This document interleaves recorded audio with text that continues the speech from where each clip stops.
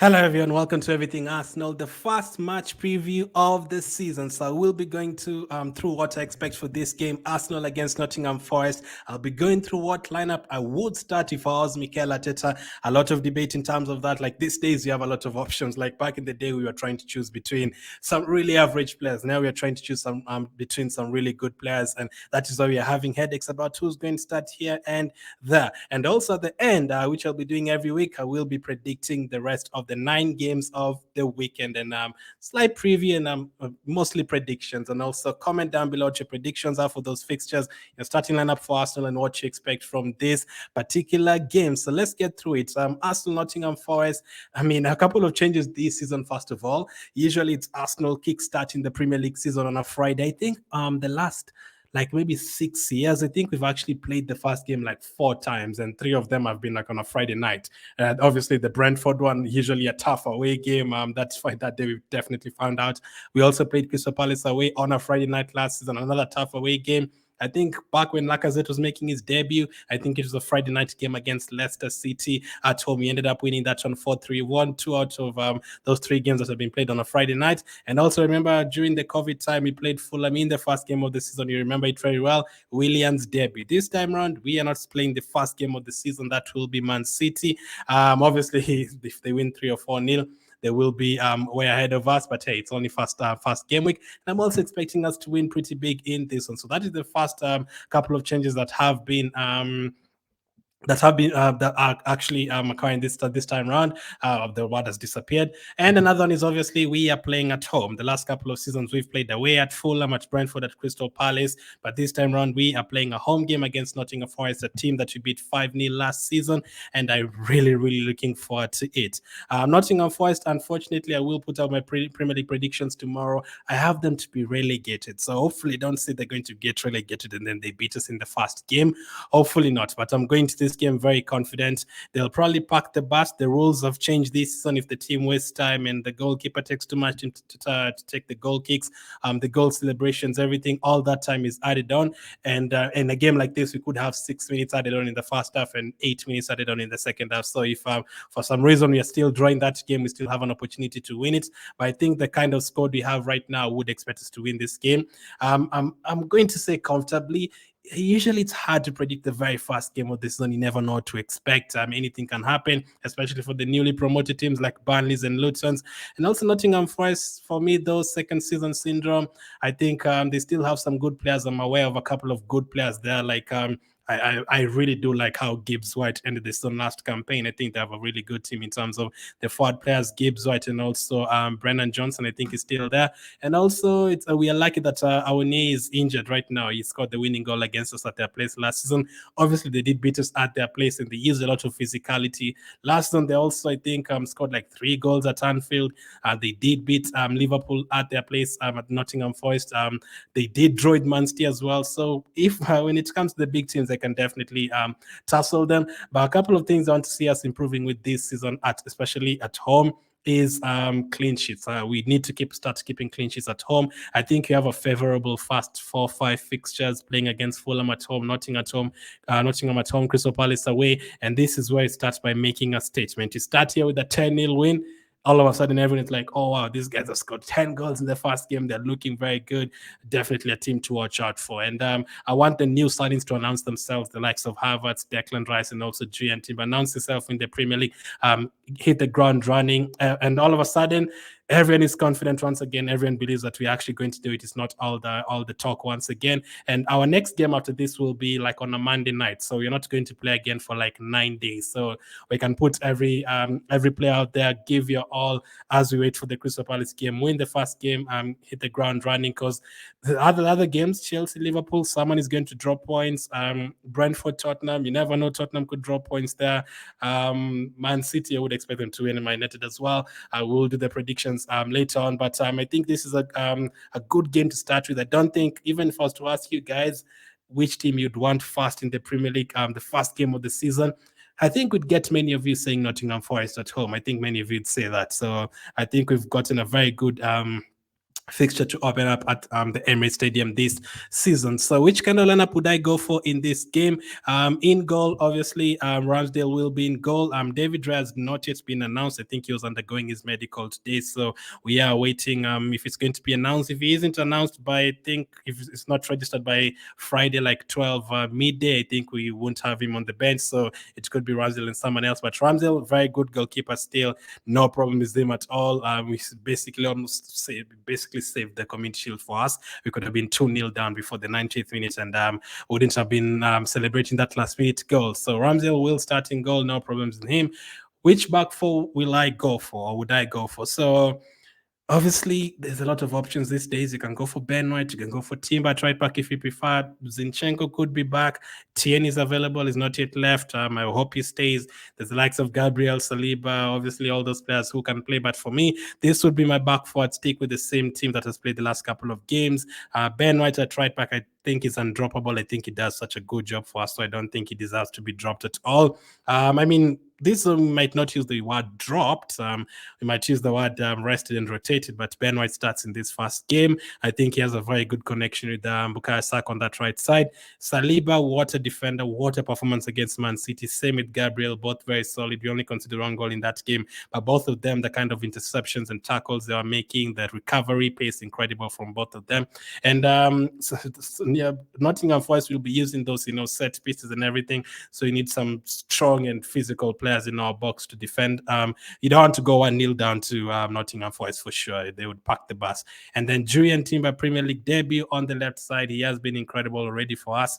What a signing, one of the best signings in this transfer window so far. So that would be my back five. Ramsdale in goal, Timber at left back, Gabriel, Saliba, and Ben White at right back. What about the midfield? This is where it gets interesting.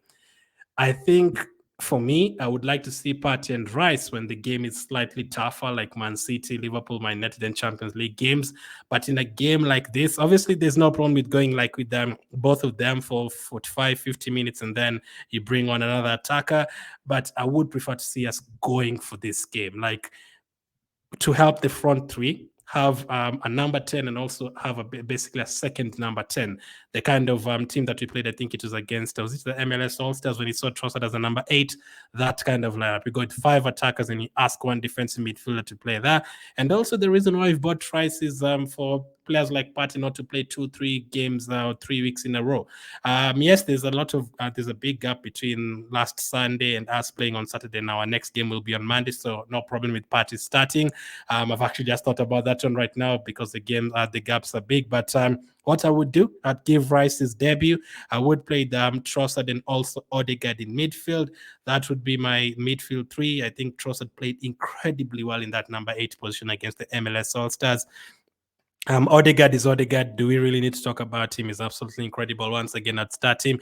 I've gone for him in my Arsenal season predictions. I think I predicted him to be, was it amongst our top scores, amongst our most assists? I predicted him to be the player of the season pretty much. I think he's just incredible for us. And also Trossard, if he starts in that position, he definitely expect him to get an assist or a goal or maybe even both. Like, he's so efficient in what he does. And then Declan Rice, in that position in a game like this, I really don't mind who starts, Declan Rice or Partey, to be honest, even Jorginho, whoever starts. But for Declan Rice, home game, first game of the season, home debut, give it to him. Let's see how he does. And then no problem with bringing in Partey in the second half. And then Crystal Palace, Arsenal next week, I could play both of them because Crystal Palace is a more physical team and it will be an away game. But that would be my midfield. What about the forward line and the bench? So yes, I have gone with Havertz up front. So I will explain why. So Saka on the right side, Martial on the left side. That's self-explanatory. I mean, yes, some people would go for Trossard on the left side and all, but Martial is Saka. Martial scored our first goal of last season. I think is just incredible. I would like him to start this one once again on fire. So obviously start him. Saka as well. I predicted him to get at least 30 goal contributions this season in all competitions. That's a lot. That's how much I'm backing him. And Havertz as well up front. Now, the Havertz one, some people don't like him playing there, but I feel like he played really well against Man City, got himself into good positions. The goalkeeper made good saves. If he gets like 2 or 3 of those chances and scores twice, absolutely no problem. And in a game like this, you expect Saka, Martial, and Odegaard to keep feeding the forward players. Havertz, I am going to go for it. I am going to go for him to score on his Premier League debut for Arsenal. If he starts, I think he definitely scores. So that is my big prediction for this game. But with Havertz and Trossard, there will be a lot of rotation. I think that is what Arteta is trying to do. Like this is how I would start the game, and then I'd not be surprised like by the 10th minute.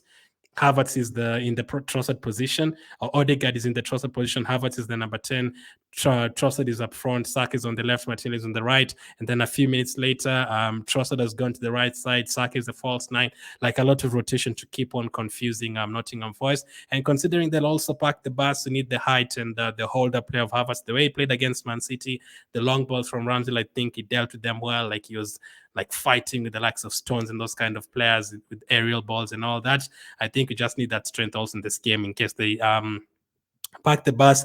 And also the trickery of Trossard in behind Odegaard, Saka, Martinelli, expecting the team to park the bus. I need all that creativity and all that late runs into the box and everything. So that is why I'm going to go for that team. I mean, Havertz will not start up front for me every single game, but this specific one, I want Timber, Rice, Havertz all on the pitch, and I want us to go with the same team that started against Man City in terms of the forward line. Havertz, Saka, and Martelli, I think they did well. We created a few chances in the first half, and then as the days go by, hopefully Jesus is back and he gets his position back. Kate is an option from the bench. Probably will come on. Speaking of the bench, this is my bench. I've included Raya, but it's not yet been registered. So if Raya is not there, we could see Carl Hein there for at least one game. But Tierney as well is being rumored to be a target for Real Sociedad. I don't know if he's definitely going to stay or not. Tomiyasu as well, Kivio, I think there you have Kivio who can play at left back, at centre back. You have Tomiyasu who can play across the whole back four, and you have Tierney who can come on for Timber at left back like he did against Man City. And then Thomas Partey and Jorginho, like all of a sudden your bench looks so good, you know? Partey, Jorginho, like midfield, you have options to bring on. So Partey is there. If needed, he can come on. Jorginho, like if in a game like this, you're leading 2 or 3-0, we don't really need to see the likes of Partey, or you can come on for 20 minutes to just get some hit in his feet and stuff, like to get his feet going and stuff.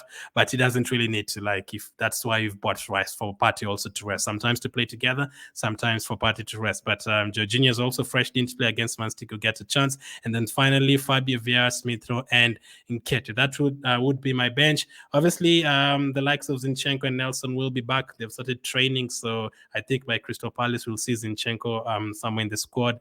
We'll see Nelson somewhere in the squad. Hopefully get another signing as well. And then I don't know if Holding is going to stay. We might see him a couple of times in the squad as well. I think this is the season where we're going to use everyone. Everyone is going to get a chance. But my prediction for this match, I am going to go. I think we're going to keep a clean sheet. I think it's going to be a big score for us. I'm so confident for this game, and I've predicted Nottingham Forest to get relegated, so I expect them to struggle a lot. And I think last one they did awful in terms of away games. They did win like 1 or 2 games away from home. They were not good at all. They did not do well at home, away from home last season. And for us, we did beat them 5-0 at our place. So this time around, I'm going to go for almost a similar score, but I'm going to reduce it by 1. I'm going to go for Arsenal 4, Nottingham Forest 0 for this one. Personally, for me, one of the easiest games you're going to get to the beginning of the campaign. So I'm going to go for Arsenal 4. Nottingham Forest 0, especially when you have players like Smith Rowe coming off the bench wanting to prove themselves, and Nketiah coming off the bench to prove themselves as well. I am going to go for Havertz to score, Saka to score, Odegaard to score, and I'm also going to go for one of the bench players to come on and score, probably Eddie Nketiah. So 4-0 is my prediction. Speaking of predictions, here are my Premier League predictions for the first week. Some very, very good games. The first one will be Burnley up against Manchester City. That will be a Friday night game. Company, last time they played against Man City last season in the FA Cup, they got thumped. Like, he was basically welcome to what he would be expecting the next season. And I think it's a tough game for Man City away from home, usually for the newly promoted teams. But I think Man City will definitely win this one. I don't think they're going to trash them. So I've gone for Burnley 1, Man City 3. I think it's going to be like 2-1 for majority of the game. And then when Burnley are trying to get another one, Man City will just catch them on the break and win it 3-1 and kill off the game. Sheffield United against Crystal Palace on Saturday, another newly promoted team at home. Another tough one. Crystal Palace have lost Zaha, but I think recently they've not really been depending on Zaha that much. They have the likes of Eze and Olise still there. Eduard is still there, and those kind of players. I think it's going to be a tough season for Sheffield. I'm giving you a lot of spoilers, but I've also gone for Sheffield to get relegated. So I'm going to go for Sheffield 1, Crystal Palace 2. 2-1 win for Crystal Palace.